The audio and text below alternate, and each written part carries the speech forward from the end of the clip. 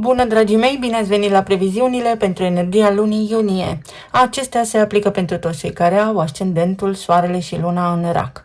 În prima parte a emisiunii voi descrie tranzitele astrologice din această lună și apoi vedem ce ne spune energia prin cărțile de oracol, prin cele de tarot, dar și prin talismane.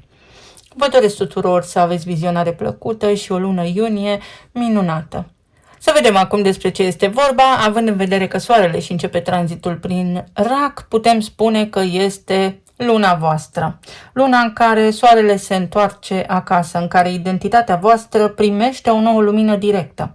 În lumea care pare să se așeze în jurul vostru mai blând. Și totuși, această întoarcere acasă nu este una simplă. Este o întoarcere care vine la pachet și cu Mercur retrograd, tot aici în rac, dar și cu o lună plină în Capricorn, în opoziție cu semnul vostru. În primul rând, pe fundal, Saturn și Neptun, care sunt în Berbec, își continuă lucrarea pe zona casei a 10-a, adică chemarea ta publică, cariera, locul tău în lume. Pluton este învărsător în retrogradare în casa a 8-a și continuă să rescrie, să spunem, relația cu intimitatea profundă, cu banii celorlalți, cu moartea și renașterea egoului, un proces lent, subteran, dar inevitabil. La începutul acestei luni, Mercur, planeta intelectului și a gândirii, și a început tranzitul prin semnul vostru în rac pe casa 1, adică mintea care se întoarce acasă. Mintea intră în propriul tău semn și începe să gândească prin tine, nu doar despre tine. Vei avea astfel mai multă claritate despre cine ești, ce vrei și cum vrei să te exprimi. Conversațiile importante ale primei jumătăți de lună se vor purta în jurul identității tale, a felului în care te prezinți în lume, a deciziilor personale pe care nu le mai poți amâna. Cu Mercur aici în propriul semn, gândirea devine mai emoțională, mai intuitivă. Asta înseamnă emoții în stomac. Unii dintre voi s-ar putea să vă îndrăgostiți. Apoi avem o altă veste bună. Venus își începe tranzitul prin Leu. Venus reprezintă banii și relațiile, iar Leul este semnul iubirii. La voi pe casa a 2-a. Venus se mută în casa banilor și aduce frumusețe, plăcere, magnetism în zona resurselor. Pentru voi, în casa a 2-a, înseamnă că banii pot veni mai ușor, prin canale care îți fac plăcere, prin lucruri care te fac să strălucești. Este o perioadă bună pentru a-ți reevalua valoarea, pentru a-ți crește stima de sine, cât valorezi, și pentru a cere pe măsura valorii tale. Cumpărăturile făcute acum tind să fie mai luxoase, tind către frumos, sau pot fi lucruri care îți încântă simțurile pentru sufletul tău. Așa că în această lună s-ar putea unii dintre voi să aveți niște pofte ale inimii pe care sigur că puteți să vi le îndepliniți. Apoi avem evenimentul de lună nouă în Gemeni, pe casa a 12-a pentru voi. O sămânță nouă în subconștientul tău, în inconștientul colectiv. Această lună nouă pe casa a 12-a este o invitație să începeți ceva în liniște, departe de ochii lumii, în secret. Nu este un moment prielnic pentru lansări publice, să plantați semințe în pământul invizibil al sufletului. Vise, intuiții, intenții spirituale, lucruri pe care le scrieți, le lăsați doar pentru voi, pentru moment.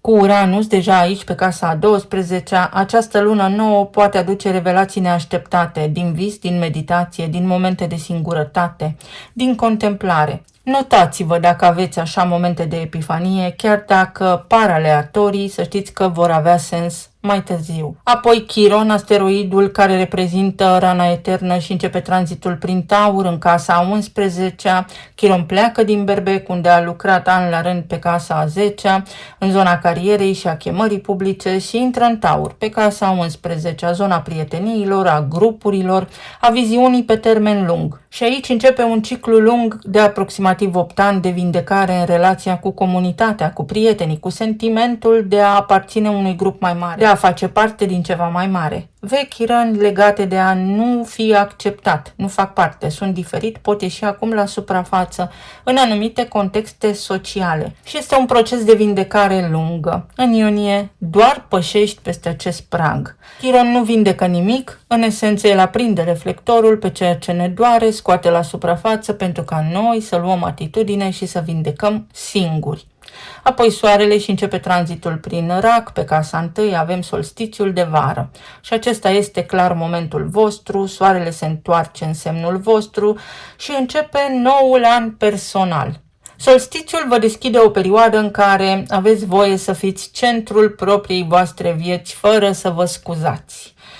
Vine și cu întrebări această perioadă. Ce vreau să construiesc pentru mine în următoarele 12 luni? Răspunsul care vine acum este sămânța anului care urmează. Este o perioadă importantă de revelație, dar și de introspecție. Spre sfârșit de lună, fix în aceea zi, avem două evenimente, și anume retrogradarea lui Mercur în Rac la voi pe casa 1 și luna plină în Capricorn pe casa a 7-a. Aceasta este o zi care s-ar putea pentru voi să fie mai emoțională și mai încărcată. Două evenimente pe axa identității și a relațiilor. Prin retrogradarea lui Mercur, mintea se întoarce la propria istorie, la decizii vechi, la trecut, la versiuni anterioare ale tale care încă mai au ceva de spus. Și în același timp, luna plină din Capricorn pe casa a 7-a aprinde axa relațiilor. Ceva în zona partenerului de viață sau ceva legat de o afacere, de un contract, ajunge la o culminație. O relație care a crescut își arată acum forma. Poate fi un angajament, poate fi o despărțire, poate fi o clarificare definitivă. Cu Mercur retrograd simultan în casa 1, tu ești cel care trebuie să decidă cine ești în această relație, despre tine este vorba sub această energie astrală. Axa aceasta a casei 1 și casa a 7-a, eu și celălalt, se aprinde toată într-o singură zi. Să nu fugiți de acest eveniment și nici de stările voastre, pentru că au rolul de a vă crește. Și nu în ultimul rând, fix în ultima zi din iunie, Jupiter își începe tranzitul prin Leu, în casa a 2-a. Ultima zi a lunii este și cea care deschide unul dintre cele mai concrete tranzite posibile pentru tine. Jupiter în Leu pe casa a 2-a este o binecuvântare directă pentru banii tăi, pe resursele tale și pe valoarea ta. Începe un nou an jupiterian, în care veniturile pot crește, în care îți poți permite mai multe lucruri, în care relația ta cu banii capătă o demnitate nouă. Și pentru că voi sunteți arhetipul care are nevoie de siguranță materială ca să se simtă în siguranță emoțională, acest tranzit este o ușurare profundă. Se deschide o poartă nouă către prosperitate, către abundență, dar trebuie să și acționați, pentru că Jupiter lucrează cu materialul clientului. Acum trebuie eliminată lipsa, să gândiți mai optimist, să fiți mai siguri pe voi înșivă. În concluzie, această lună este o lună a reîntoarcerii acasă, în propria voastră identitate. Să începeți să vă iubiți pe voi, să aveți mai multă grijă de voi. Mercur retrogradează pe axa relațiilor, avem și luna plină în Capricorn acolo, iar aceste două evenimente cer mai multă structură, mai multă responsabilitate și maturitate, lucruri care se schimbă în relații sau pot fi discuții mai vechi. În general, în perioadele de Mercur retrograd, apar din trecutul nostru fie situații, fie contexte, fie persoane, cu care acum trebuie să avem puterea de a rezolva ceea ce trebuie rezolvat. Să vedem acum ce ne spune și oracolul. Este o lună mai liniștită pentru toată lumea, se va simți ca atare. Uite, o lună de vindecare și numărul 13.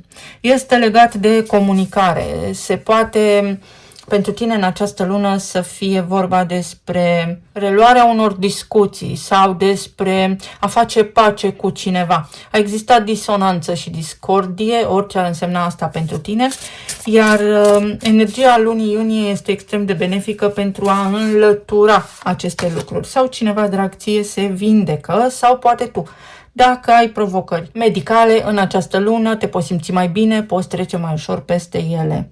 Ce avem aici? Posibilități. Uite, în oglindă. Poate fi vorba pentru unii dintre voi, pentru că retrogradează Mercur, intră soarele în Rac pe casa 1 și avem luna plină în Capricorn pe casa a 7-a, să privești în oglindă, să rezolvi niște lucruri, să primești niște confirmări.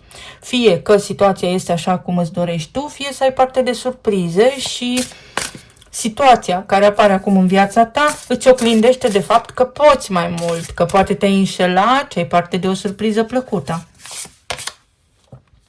Și foarte multă energie. Sigur că este o lună care vă ajută să vă redobândiți vitalitatea. Întotdeauna când soarele se întoarce în semnul nostru, este benefic.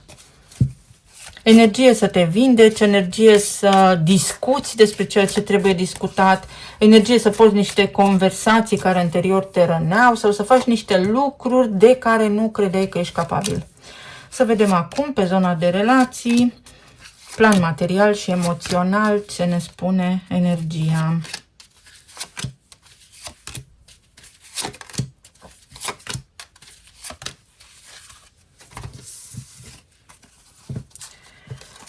Avem 8 de monede, spânzuratul, înalta preoteasă și împăratul. Pe zona de relații, iată, pentru că evenimentul de lună plină din Capricorn spune maturitate și responsabilitate, iar împăratul este arhetipul berbecului, care practic stă organic în astrologie pe casa întâi. Vorbim aici despre a fi bine tu cu tine, în primul rând. Pe zona de relație, energia din această lună îți spune în felul următor.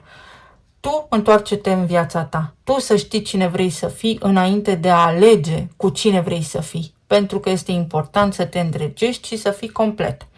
Pentru alții dintre voi aici se deblochează ceva. Ori o anumită persoană își asumă o responsabilitate, ori o anumită persoană nu mai poate amâna ceva care are legătură cu tine, o conversație mai veche, ori cineva revine din trecut, reformat, renăscut, vindecat, pentru a putea de această dată să îți dovedească că este omul potrivit pentru tine. Pentru aceia dintre voi care aveți deja relații stabile, sunteți într-o căsnicie de mult timp, energia din această lună spune că simți deja că ceva este în schimbare și ideal ar fi să preiei tu cârma propriei tale vieți, să faci ceva, pentru că o anume acțiune pe care o faci, un anume gând pe care îl ai sau ceva din ceea ce spui, te poate ajuta să te deblochezi. Unii dintre voi puteți pleca într-o călătorie, iar pentru alții dintre voi energia spune aici în felul următor, nu te mai baza pe celălalt. Chiron va face această mișcare în Taur și în Taur va vorbi despre prietenii, despre grupuri de oameni. Nu te mai gândi la anumite rețele sociale, nu te mai gândi la ceea ce te gândeai anterior. Fii tu stăpân pe tine și pe situație. Dacă tu ești bine, vei vedea că și în jurul tău oamenii se schimbă. Uite, avem îndrăgostiți, o lună de alegere. Știi că trebuie să alegi sau să decizi ceva. Dacă ai vreo relație complexă care s-a împotmolit, poți prelua tu cuvântul. Energia îți spune, rezolvă asta. Cum o rezolvi? Asta vei ști doar tu. Pentru alții dintre voi sunteți o alegere. Cineva te alege. În sfârșit, iese din starea de izolare, dar este o persoană care s-a vindecat, care a evoluat. Dacă persoana respectivă nu s-a vindecat și nu a evoluat, atunci tu trebuie să evoluezi și să te vindeci și să mergi mai departe. 7 de cupe.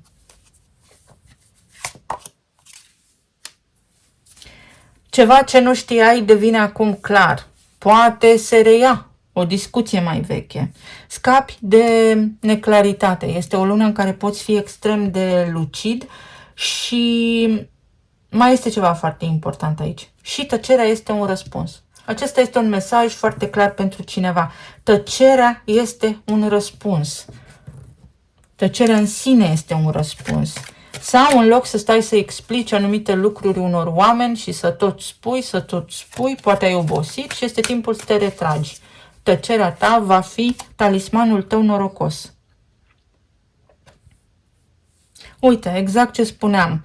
Vorbim despre putere, propria ta putere, mai ales pentru că Venus intră în Leu, Jupiter intră în Leu, pe zona casei a doua, acolo unde stima de sine crește. Sunt bine eu cu mine și mai departe de atât voi vedea cine vine lângă mine sau ce se întâmplă în jurul meu.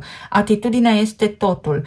Calm și detașare. Este o lună în care te detașezi puțin de stresul cotidian, de ceea ce se întâmplă în relația ta, și poate ajungi chiar să te bucuri mai mult de ceea ce ai. Solidaritate. O persoană anume confirmă. Confirmă ceva ce voiai să auzi.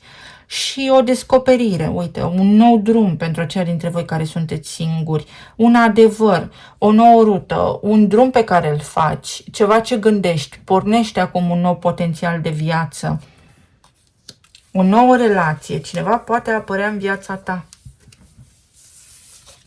Începând cu această lună, pe zona planului material 10 de monede, justiția, 8 de spade și 2 de monede. Unii dintre voi sunteți copleșiți de situația voastră financiară curentă, iar energia din acest moment vă spune în felul următor: fără frică înainte, pentru că dacă tu în acest moment continui tot așa, nu rezolvi nimic. Este timpul să tai un cordon, să rupi ceva, ori un contract de muncă, dar în sensul în care trebuie să începi să cauți altceva, nu să-ți dai pur și simplu demisia, ori trebuie să iei o hotărâre. Hotărâre care va fi extraordinar de bună pentru tine, dar nu o lua din frică. Ok, ești obosit, ești stresat, dar nu lua hotărârea din frică, ci ia-o dintr-un loc în care înțelegi. Atât se poate, nu pot să mai fac aici ceva în plus, sau asta este practic tot ce se poate. Este o situație pe care nu o pot schimba, dar mă pot schimba pe mine. Poate fi în unele cazuri și ceva ce implică niște documente oficiale, poate fi vorba despre o tutelă, poate fi vorba despre un partaj sau poate fi vorba despre un divorț. Și pentru că l-aveți pe Pluton învărsător în casa a 8-a, asta înseamnă că s-ar putea unii dintre voi să vreți să ieșiți din niște relații, dar să nu puteți, să vă simțiți practic legați de oamenii alături de care conviețuiți acum din motive financiare. Energia vă spune în felul următor: te vei descurca singur și 5 de bâte. Nu te mai lupta cu tine, tu aici te lupți cu tine. Uite, ți se oferă asul de monede, o nouă ofertă. Poate ești la locul de muncă într-un conflict, poate ești acum într-o situație financiară mai complicată. Jupiter în leu și Venus în leu aduc bani, aduc niște bani în plus, aduc alt loc de muncă. Trebuie doar să-l cauți pentru că poți rezolva, poți găsi mai ușor ca înainte. Oh, ce frumos, la nivel emoțional, 6 de spade, steaua, nebunul și asul de spade. O schimbare. Și este o schimbare de destin. Practic, vouă vi se oferă acum șansa să vă schimbați viața.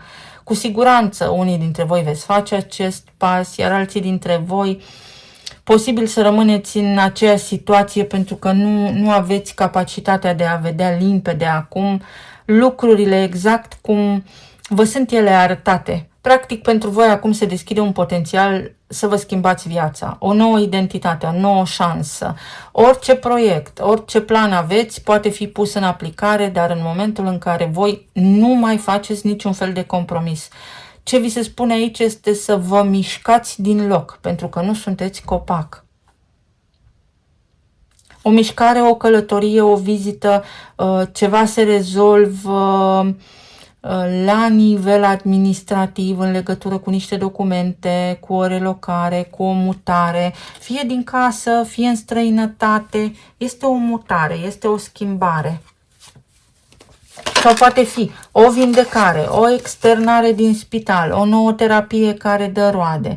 Poate fi vorba despre încrederea că orice s-ar întâmpla, voi reușiți. Poate fi vorba despre un om care în sfârșit înțelege că orice a făcut în această viață, gândul i-a fost în permanență la voi. Și regele de monede, stabilitate foarte multă. Avem aici simbolul taurului. Taurul este senzual, taurul vrea să posede, taurul se mișcă foarte, foarte greu, este greu de clintit. Energia vă spune în felul următor: vrei această stabilitate, trebuie să te miști din loc și să te miști ușor. Poate fi vorba despre kinetoterapie, despre ceva, terapie care te ajută să te miști mai ușor. Și diavolul, la locul de muncă. Ceva la locul de muncă se schimbă sau îți poți schimba locul de muncă. Pentru alții dintre voi este vorba despre ceva ce a avut loc sau ce are loc la nivel financiar, acolo unde te simți tu constrâns, împotmolit. Lucrurile acestea se pot schimba. Nu te lăsa prins și înlănțuit în mentalitatea actuală și în ceea ce crezi tu acum, pentru că lucrurile se pot schimba. Nu le vezi încă, dar vei vedea. Încet, încet apare lumina. Să vedem ce spun și talismanele.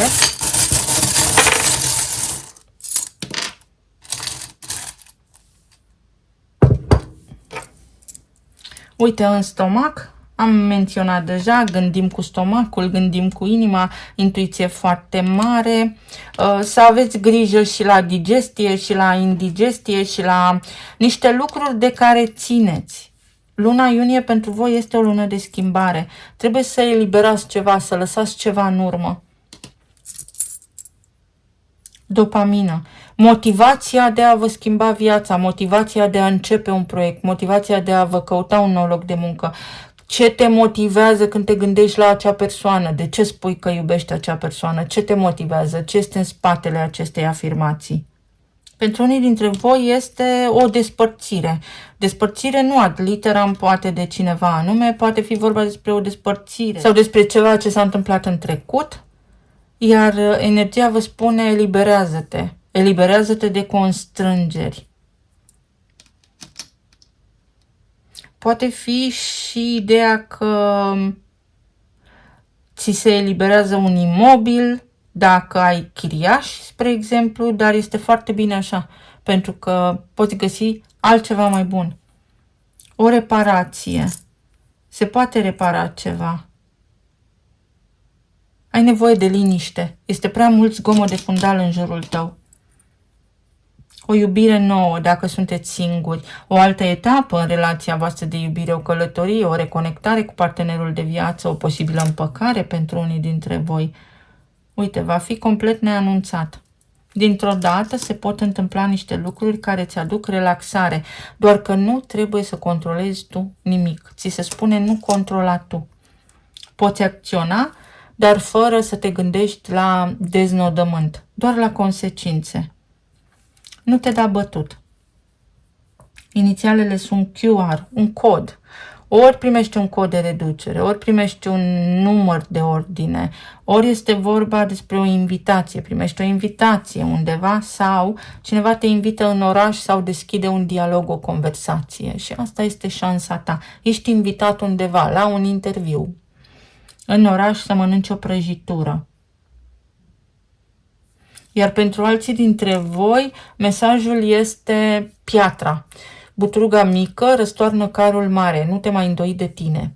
Eu vă mulțumesc mult, vă doresc să aveți o lună minunată, să fie așa cum vă doriți voi și să fiți bine, sănătoși și iubiți oriunde vă aflați în această lume. Pa, pa!